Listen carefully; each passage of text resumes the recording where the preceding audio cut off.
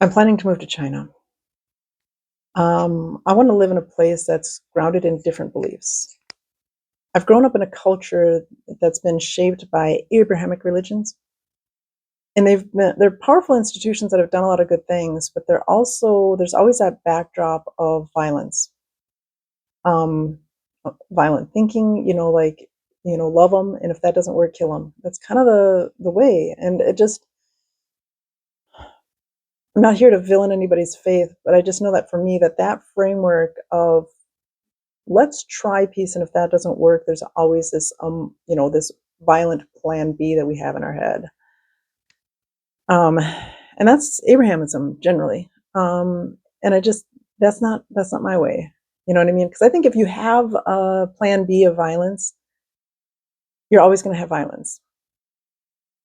And China's built on something very different.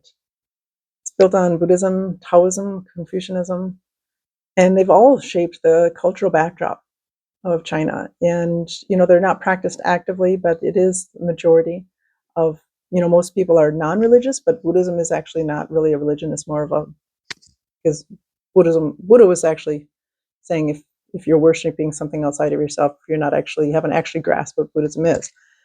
So it's not really religion; it's more of a philosophy. Um, and I've seen that the philosophy of peace of Buddhism when I watch the Chinese movies, this acceptance of other people that everybody's struggling with both good and bad within them, and everybody's doing the best that they can with the tools that they have at the time. And that's kind of what I've seen depicted in the Chinese movies, that there is this kind of understanding that, yes, that might be the person that's causing all the problems, but it doesn't mean that they're wholly bad. Whereas in American movies, it seems to be like there's the hero and the villain. But that's not how working the world is. There's everybody's kind of a nuance, right? And that's what I want. I want to walk inside a country that has that as a philosophy.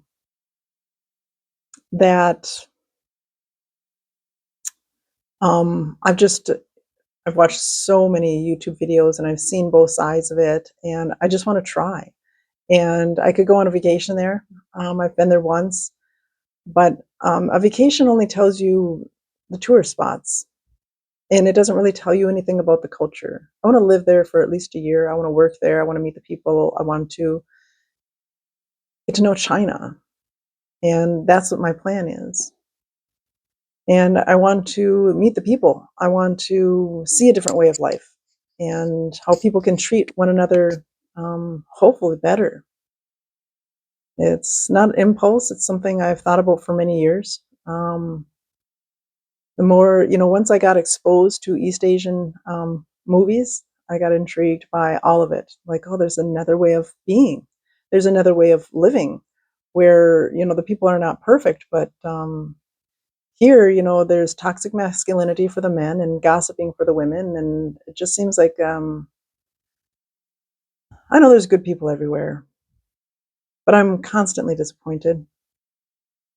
Um, I think gossip is one of those, it's kind of like the worst thing you can do to somebody. It's like a power move because the other person isn't in the room to defend herself, but say their point of view, right?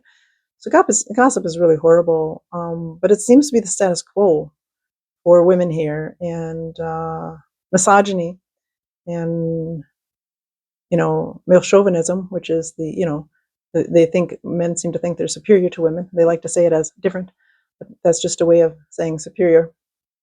And um, yeah, I want to get away. I want to try and see if there's some way that could possibly be different, and hopefully it's better. So I hope to move real soon, within less than a month, a few weeks, 2 weeks, hopefully a week. Be nice. That's all I have to say.